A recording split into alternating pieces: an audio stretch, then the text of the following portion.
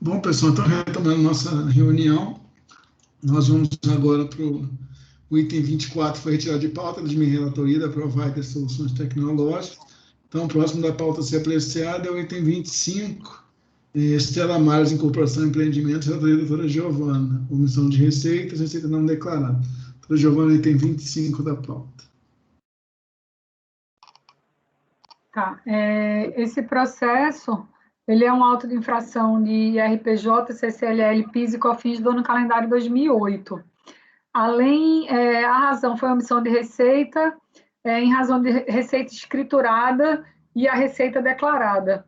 E ainda teve uma multa isolada, que é uma multa regulamentar por distribuição de lucros ou dividendos, estando a pessoa jurídica devedora com fisco.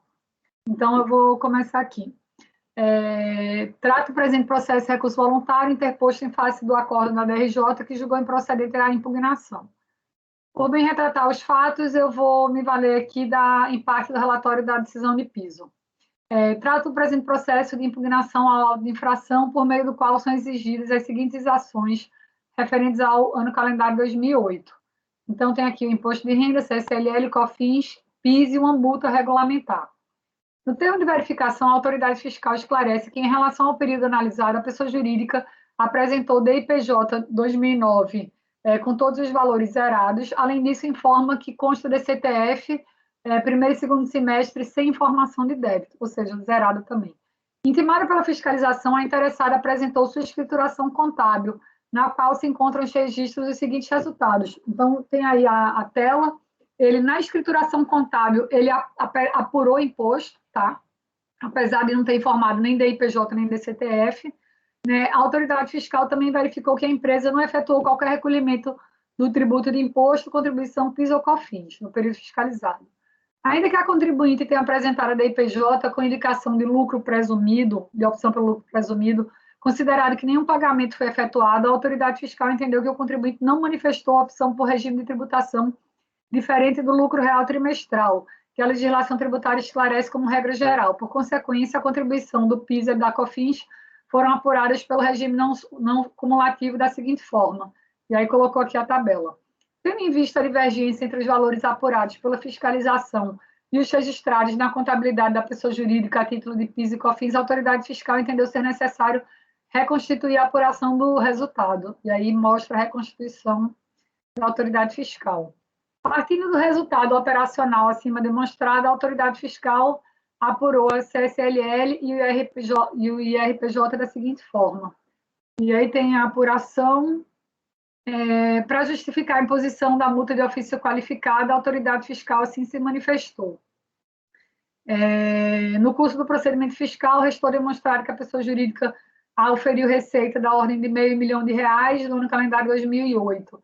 No entanto, apresentou DIPJ zerada e DCTF zerada e não efetuou qualquer recolhimento de tributos federais.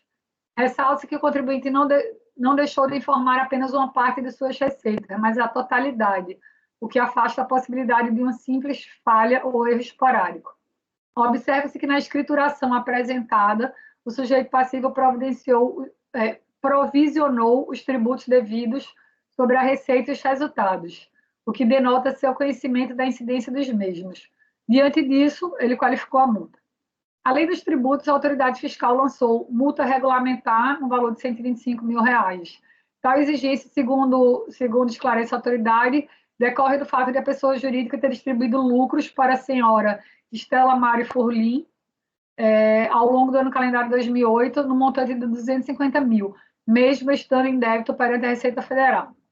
E aí ele mostra a demonstração. Como a DIPJ 2008, ano calendário 2007, também foi entregue com todos os campos zerados, a contribuinte foi intimada a comprovar a origem dos lucros distribuídos. Em atendimento à intimação, o contribuinte apresentou a escrituração do ano 2007, em que consta a existência de lucro líquido no exercício de apenas 3 mil e pouco. No entanto, no balanço patrimonial encontrava-se registrado um montante de 569 mil na conta lucros acumulados referente a exercícios anteriores. Depois de consultar todas as DIPJs apresentadas referentes ao período compreendido desde o início das atividades, foi em 2001, a autoridade fiscal constatou que o movimento econômico da empresa informados nas DIPJs de 2001 a 2006 não corroboram o saldo de lucros acumulados, registrado no livro diário 2007, apresentando inconsistência latente. Foram estas as informações declaradas no período em DIPJ. Segue a tabela. Diante desse quadro, o contribuinte foi intimado a comprovar, mediante documentação hábil e idônea, a origem dos lucros distribuídos no ano 2008. Em atendimento à intimação, a contribuinte apresentou a escrituração contábil relativa aos exercícios de 2013 a 2006, acompanhada dos documentos que lhe dão suporte. Com base na escrituração contábil, a fiscalização elaborou o seguinte demonstrativo, que consta aí abaixo. De posse dessas informações, a autoridade fiscal conclui que a empresa teria saldo de lucros para efetuar a distribuição registrada em 2008. Todavia, se observarmos essa mesma escrituração, verificamos que a empresa jurídica não recolheu os tributos federais devidos sobre as receitas e resultados auferidos no período citado. Além disso, a autoridade fiscal constatou que os débitos relativos aos tributos federais incidentes sobre as receitas e resultados apurados pela pessoa jurídica não recolhidos aos cofres públicos encontravam-se provisionados na sua contabilidade nos seguintes termos. Adiante em seu raciocínio, a autoridade fiscal conclui que, como se pode notar, nas datas das distribuições dos lucros, a empresa estava em débito com o fisco federal pelo não recolhimento dos tributos devidos, os quais também não foram objeto de parcelamento. Cumpre destacar que a obrigação principal surge em decorrência do fato gerador e que tem por objeto o pagamento do tributo ou penalidade pecuniária. E extingue-se juntamente com o crédito decorrente. O lançamento é um simples ato declaratório, e aí o artigo 32 da lei estabelece que se a pessoa jurídica tiver em débito não garantido, não pode distribuir lucro. Na verdade, porque ele viu que tinha débito apurado na contabilidade e não pago, mas não estava lançado, não estava confessado em DCTF. Por fim, a autoridade fiscal lavrou o termo de sujeição passiva solidária, por meio do qual a sócia administradora da pessoa jurídica, a senhora Estela Mari, foi arrolada como responsável pelo crédito tributário. Segundo a autoridade fiscal, em vista das condutas descritas acima, restou configurada infração à lei, atraindo a incidência do 135.3. Do lançamento fiscal, a contribuinte teve ciência, lá em dezembro, apresentou impugnação com os argumentos abaixo, que eu peço licença para não ler. A turma da DRJ julgou a impugnação improcedente, através da ementa, que segue transcrita, também vou pedir licença para não ler. O contribuinte apresentou recurso voluntário, onde repete os argumentos de defesa aduzidos da impugnação, fazendo um único acréscimo quando alega que a primeira instância não observou os princípios constitucionais da legalidade, finalidade, motivação, razoabilidade, verdade material, moralidade, ampla defesa, segurança jurídica e interesse público. Ao final, o contribuinte requer o provimento do recurso para reformar a decisão de piso que seja declarado nulo o lançamento referente à omissão de receita, bem como o cancelamento da multa qualificada e regulamentar, bem como a decretação da nulidade do ato de imputação de responsabilidade solidária para a senhora Estela. É o relatório. Vou passar o voto, tá? Da admissibilidade.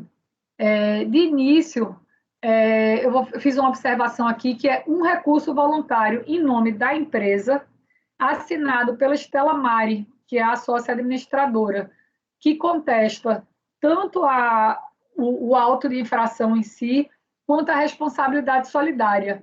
E aí eu faço uma observação que, apesar do recurso ser em nome da empresa, ele entra na responsabilidade solidária, mas é assinado pela própria Estela Mari, porque tem gente que diz a empresa não pode defender a exclusão do responsável solidário.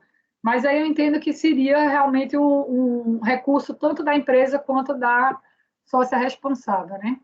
Dito isso, tem-se que o recurso é tempestivo e atende aos demais requisitos de admissibilidade, portanto, dele conheço integralmente. Eu faço essa ressalva, né, dizendo isso porque tem alguns conselheiros que não aceitam que o contribuinte defenda em seu recurso a exclusão do responsável solidário, mas é a própria responsável solidária que assina. Em relação à alegação de afronta aos princípios constitucionais, a recorrente faz aquela alegação em relação aos vários princípios. Eu transcrevo aqui o argumento de defesa exatamente como está no recurso. Ele alega de legalidade, finalidade, motivação. Da leitura das razões trazidas pela recorrente, é possível constatar a vagueza e a falta de concretude de suas alegações, o que indica uma discordância geral com a decisão recorrida.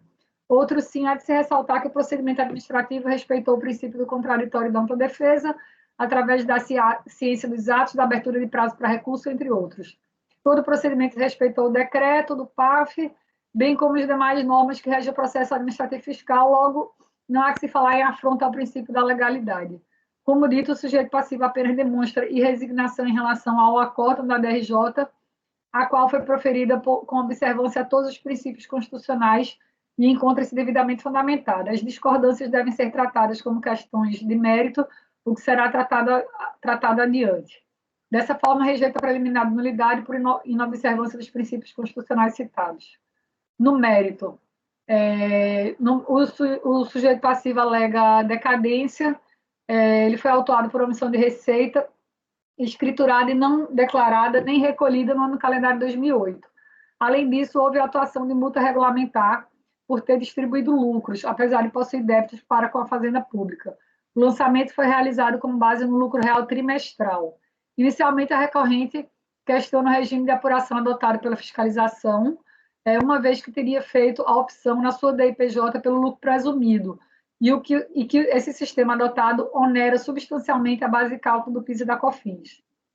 A autuada alega que, ao escolher o lucro real trimestral, a autoridade fiscal tornou o lançamento caduco, pois o primeiro e segundo trimestre de 2008 foram encerrados em abril e julho, que, considerando que pressupõe o 150, parágrafo 4º do CTN, o PIS, a COFINS, o RPJ e a CLL não recolhidos estão tacitamente homologados, respectivamente em 30 de 4 de 2008 e 31 de 7.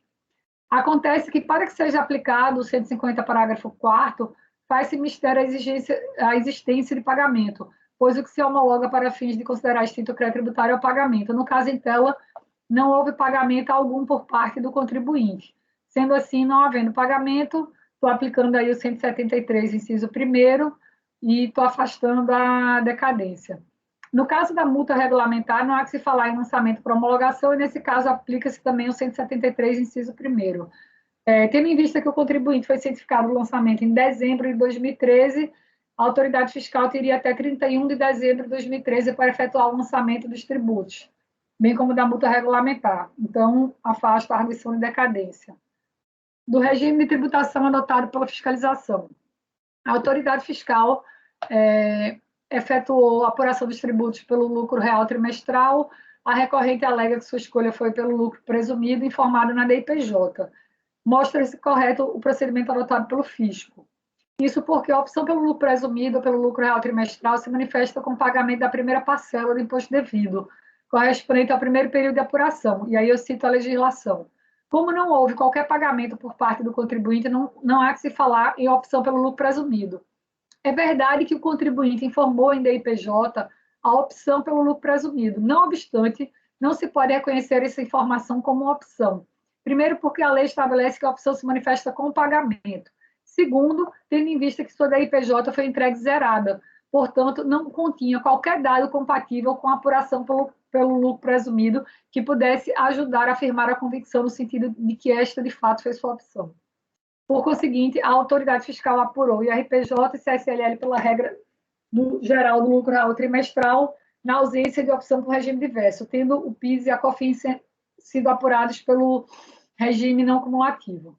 Dessa feita, mostra-se acertado o procedimento fiscal que apurou os tributos com base no lucro real trimestral. Da multa qualificada.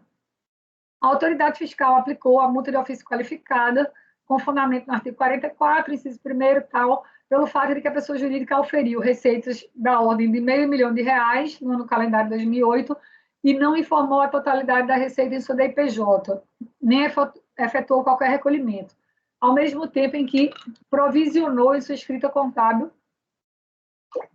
o valor dos tributos devidos. Entendeu o fisco que não se tratava de simples falha ou erro esporádico. Adicionalmente, teria distribuído lucros aos sócios, mesmo estando em débito não garantido com o fisco. A recorrente argumenta que a fiscalização não logrou comprovar o evidente intuito de fraude, a simulação ou o conluio, que pudesse dar supedâneo à aplicação da multa agravada, que limitou se a fiscalização alegar a existência de fraude, mesmo assim, em uma única frase. Nesse ponto, entendo que assiste razão à recorrente. Então, eu transcrevo aí o artigo 44 da lei, faço a citação do 71, 72, 73, que essa sonegação, o conluio e a fraude tem que ser dolosos. Então, para a qualificação das hipóteses de qualificação da multa, faz-se mister a comprovação do intuito doloso.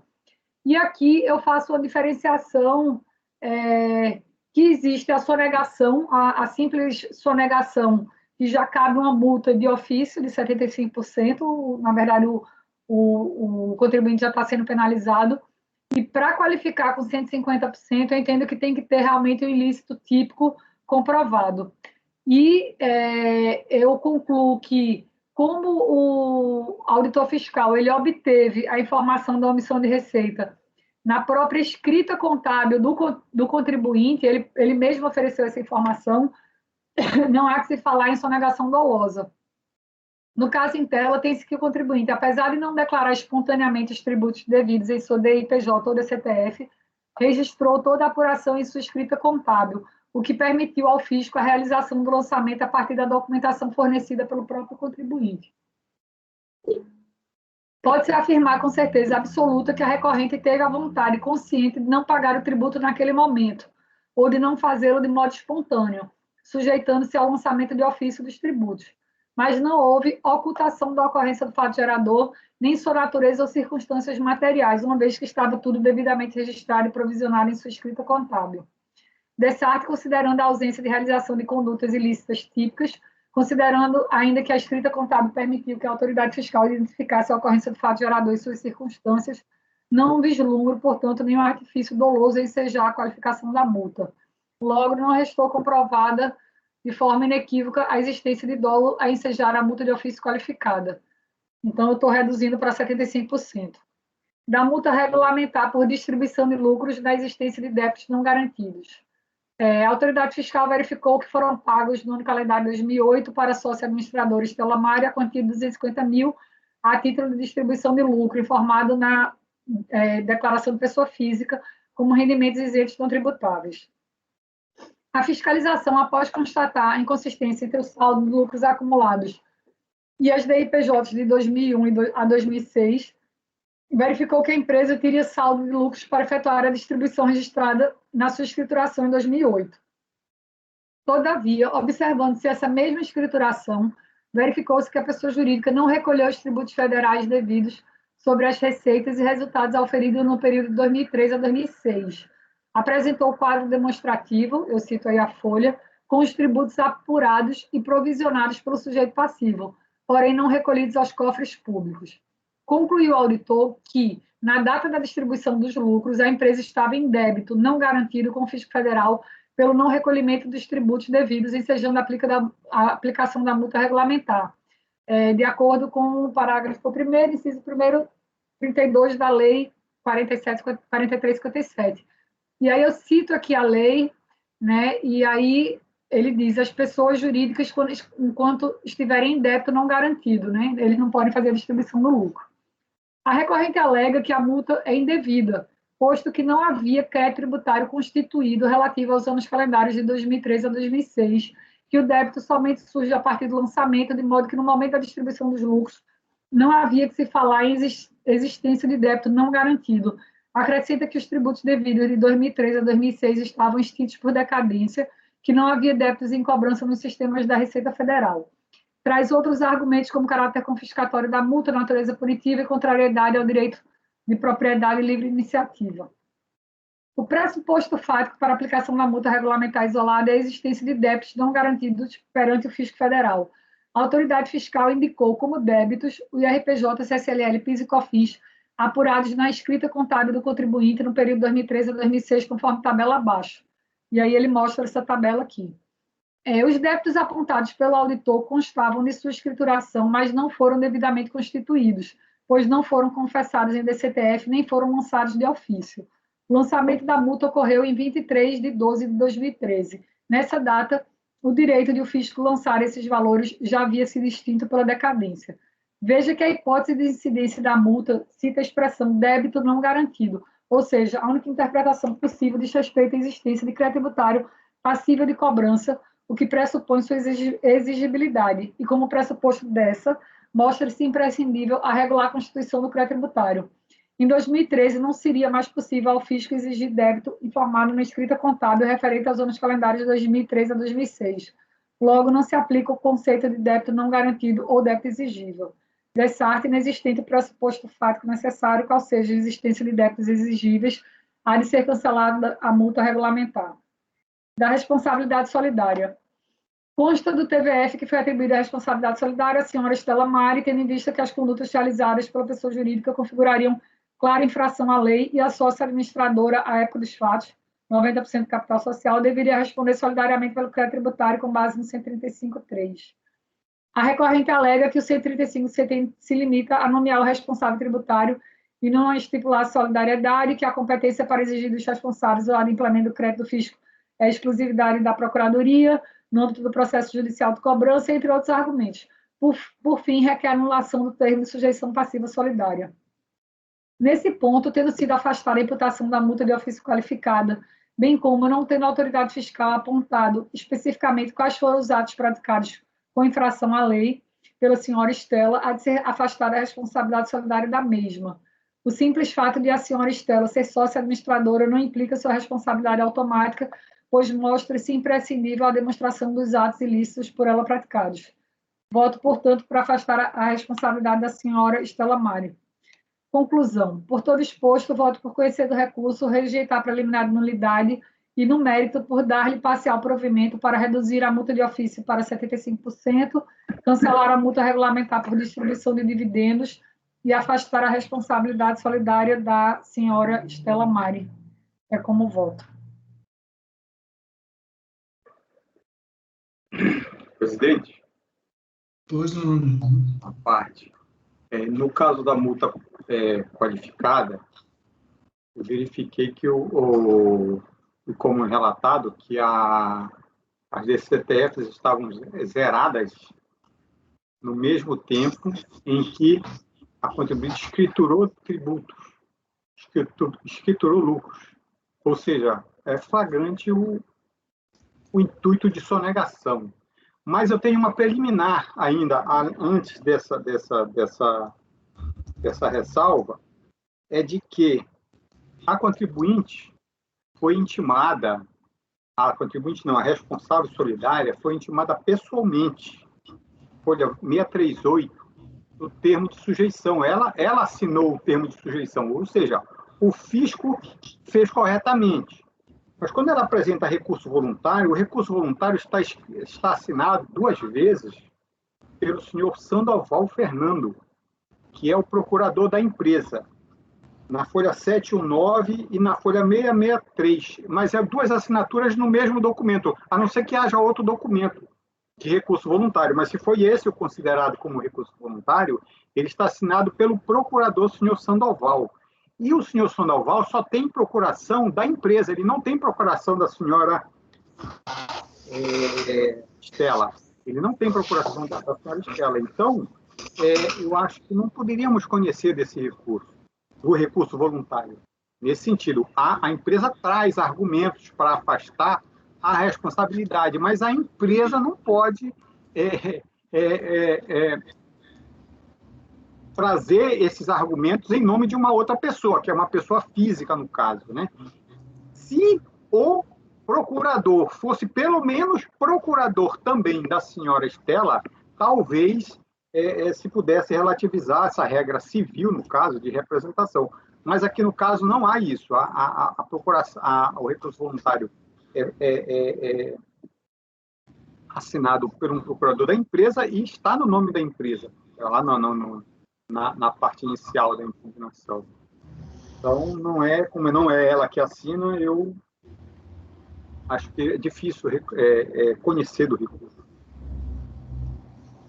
Eu tinha entendido que, na verdade, a sócia assinava. Não. É porque o nome da empresa é Estela. Eu tenho que ver, porque meu entendimento é que a Estela Mari assinou. Quando eu fiz meu voto do conhecimento, eu posso estar equivocada.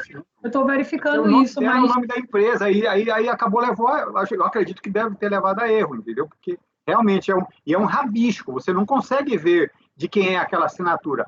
Só que se você for lá na folha 638, termo de sujeição passivo, lá tem a assinatura da dona Estela. Aí você dá para comparar, né? Aí vê que... sabendo que o procurador é o seu Fernando, aí eu comecei a comparar, não, isso aqui é a assinatura do seu Fernando, ainda mais tem um PP lá por procuração. E a procuração, que está aí nos autos, folha 734, não tem poderes para ele representar a senhora Estela. Talvez a doutora Giovana tenha se confundido com a tua assinatura. Eu confesso que eu me confundi. Quando eu fiz, tanto que eu fiz meu conhecimento abordando que o recurso estava em nome da empresa, mas que quem assinava era a senhora Estela Mari, e eu acho que eu vi alguma coisa da assinatura dela, que eu considerei que ela assinava o recurso. Eu, de fato, eu acho que eu me equivoquei, Lisandro. Né? E aí eu teria que refazer essa questão do conhecimento, e talvez seja a situação até da gente não conhecer, não analisar a questão da responsabilidade solidária. Agora, eu teria que dar, talvez, uma verificada. Não sei se a gente pode... Deixa eu ver aqui a Estela Mari. Quer falar, talvez, que possa ajudar aí. Nas folhas 917, né, que tem a assinatura do recurso voluntário, folhas digitais, e na 918 tem um documento de identidade da senhora Estela Mari. Eu achei que a assinatura era dela. Acho que eu olhei essa assinatura aqui. Eu não sei, mas olhando a 917 e a 918, não são idênticas, mas são foi exatamente parecidas. Isso que eu olhei, Lucas. Eu olhei essa assinatura aqui, da impugnante, e a da identidade dela. Agora... vamos ver a do essa procurador. Assinatura da identidade dela está igualzinha à assinatura do termo de sujeição passiva. Pode comparar. Veja a assinatura na folha 917. Eu vou ver a assinatura, talvez, da procuração, do procurador. Qual a página da procuração, Lisandro? 734. Mas eu acho que quem assinou foi ela, porque, veja, você tem um recurso na 917. Em seguida, na 918, tem um documento de identificação dela, que é quem assina o recurso. Aí tem ficha cadastral. O documento de identificação dela foi logo em seguida ao recurso voluntário. E depois tem tem outro recurso. Então, tem outro recurso voluntário. Não, o recurso voluntário está na 861 a 917. Só tem esse. Acordo de impugnação, extrato de intimação. Só tem...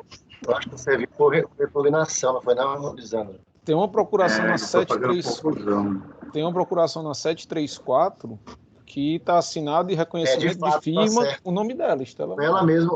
Foi ela mesmo que assinou. Foi ela. Foi ela que assinou mesmo. Foi ela que assinou dela. Desculpa, Giovana. Então tá, então era isso. Fazer jus ao meu curso de grafoscopia do banco quando era caixa.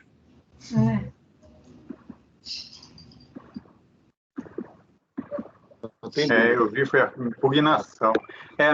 O que aconteceu foi que esse erro aí, né, Giovana, ele foi cometido pela DRJ, mas a DRJ cometeu esse erro. A procuração não dava poderes, ela não assinou a impugnação, quem assinou foi o Fernando, mas...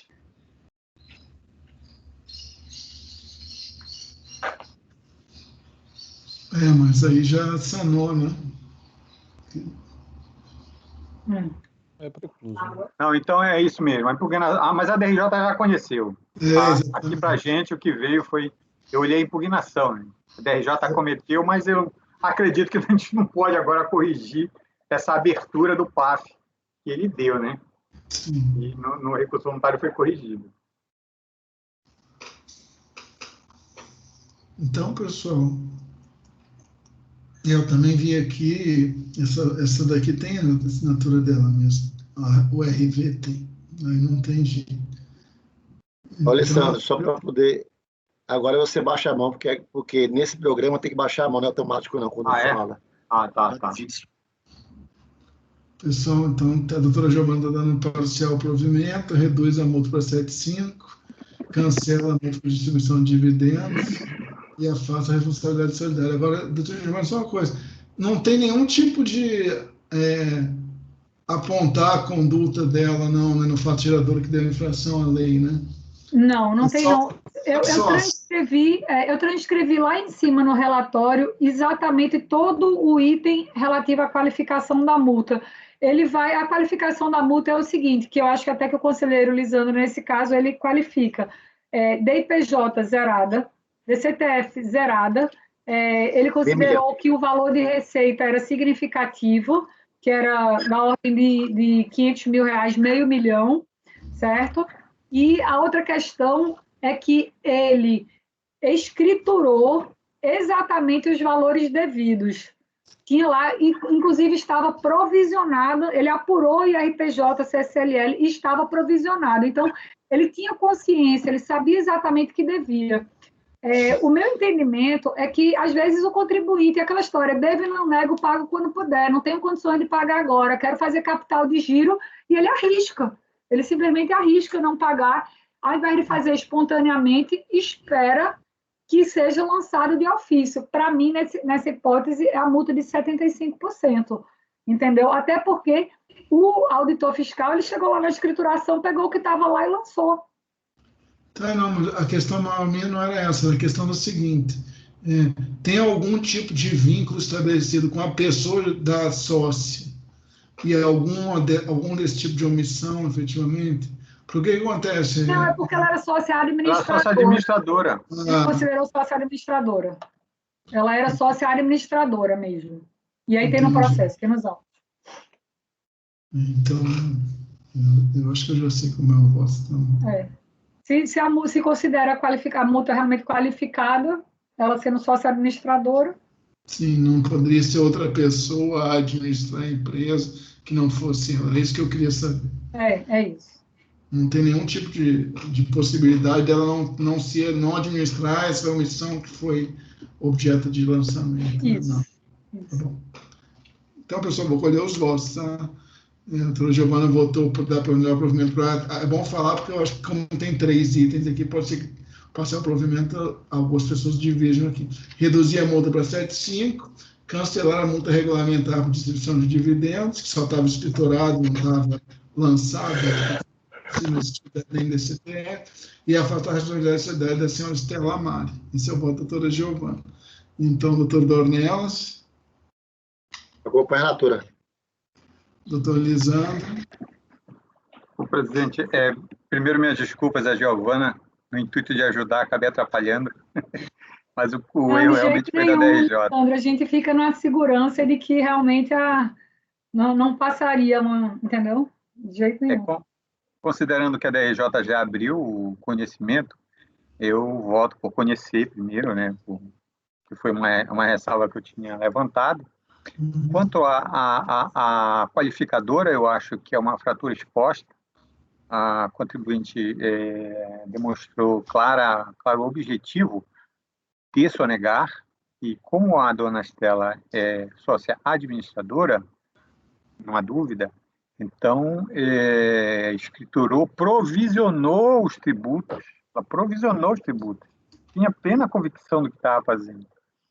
Então, eu voto tanto para qualificar, né, manter a qualificadora, quanto para manter a responsabilidade, enquanto a multa regulamentar, realmente os tributos não estavam lançados. Então, eu acompanho a relatora na exoneração da multa regulamentar. Como voto, presidente? Então, o doutor Lisandro deu provimento parcial também, só que em menor extensão, ele só está excluindo a multa regulamentar para distribuição de dividendos. Doutor Lucas. Acompanho a relatora, presidente. Já tem uma divergência. Doutor Rafael. Eu acompanho a relatora, presidente. Doutora Mauritânia. Eu não estou vendo Eu a acompanho. Vocês estão vendo ela? Que eu perdi a imagem dela, só estou com o MM. Mas pode falar, dona Maritânia, a gente está ouvindo. Eu estou vendo todos vocês agora e estou ouvindo. Eu acompanho a relatora, presidente. Doutora Bárbara. Eu também acompanho a relatora, presidente. Eu vou acompanhar a divergência com o doutor Lisandro.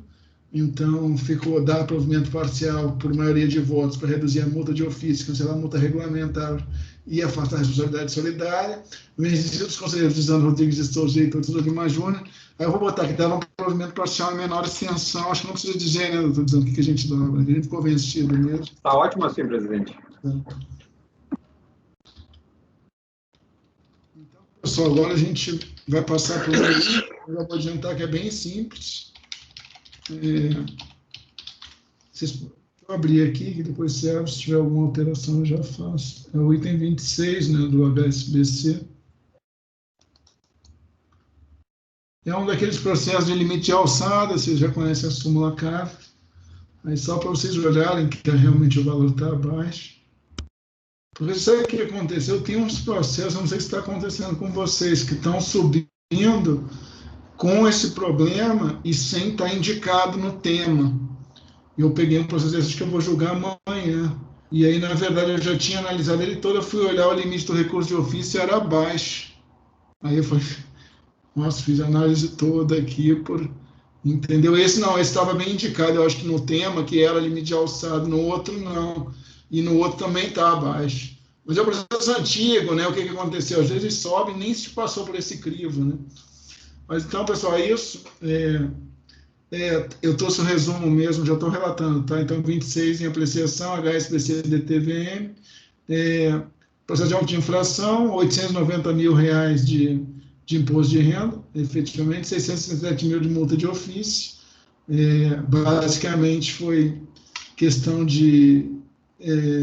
acho que foi auditoria interna do CTF, se viu que não tinha falta de pagamento, a falta de pagamento de acréscimos legais, quando a CTF, atendendo a CTF com recolhimento, ela apresentou impugnação à autuada, acompanhada de documentos, ela disse que, na verdade, foram efetuados, que alguns houve erros de preenchimento na DCTF, em decorrência em procedente de lançamento, a DRJ efetivamente deu procedência e viu que todos os pagamentos estavam realmente batendo, que foram por erro, efetivamente, deu totalmente procedente, julgou totalmente procedente o lançamento. Deu plena procedência para a impugnação do contribuinte. Cientificada, como era ainda esse acórdão, eu acho que é de 2009, efetivamente, porque em 2009 que se cientificou o contribuinte, o único litígio é o recurso de ofício.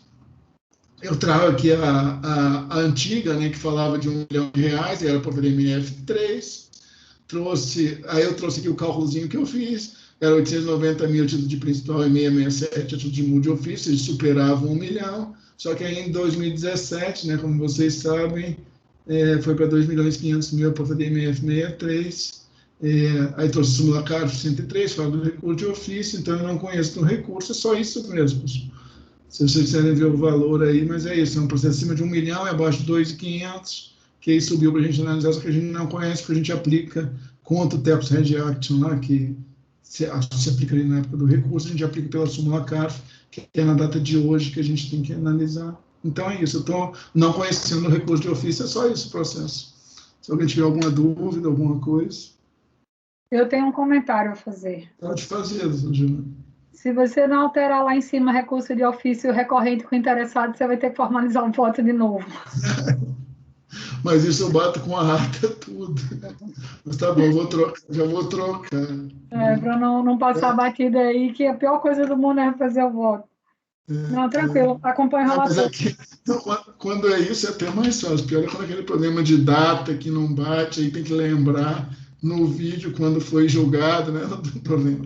Já teve esse problema desse. Que a gente bota dia 15, aí é dia 14, teve um monte de antecipação, você não sabe quando é que foi julgado efetivo, e aí fica na dúvida. Aí é pior. Esse aqui, se eu estou jogando... No caso, tinha razão, no caso, né? Disse, olha, esse aqui foi julgado tal dia. Mas obrigado, porque realmente evitam, como é que eles chamam? Conferir, não, retificar a decisão, eu não sei, volta com... Tá bom. Mas então tá, pessoal, então é isso. Vou colher os votos da doutora Giovana, não estou conhecendo, para abaixo dos 2.500. Tá, acompanha o relator. Doutor Dornelas. Acompanho o relator. Doutor Lisandro. Acompanho o relator, presidente. Doutor Lucas. Acompanho, presidente. Doutor Rafael. Acompanho, presidente. Doutora Mauritânia. Acompanho o relator, presidente. Doutora Bárbara. Eu também acompanho o relator. Então, pessoal, ficou o resultado por unanimidade de votos, não conhecido o recurso de ofício. Ele até fez um memorial tentando dizer que a ODRJ estava correta, que os pagamentos estavam todos alocados corretamente e tal, mas nem precisou, né? Porque, na verdade, eu nem vou conhecer o recurso de ofício, tentando bater o mérito do recurso de ofício. Acho que pode encerrar a gravação, a gente terminou, acho que a pauta, né, dessa manhã, que o Terra Networks teve sustentação oral, que era o 27, então acho que pode interromper a gravação.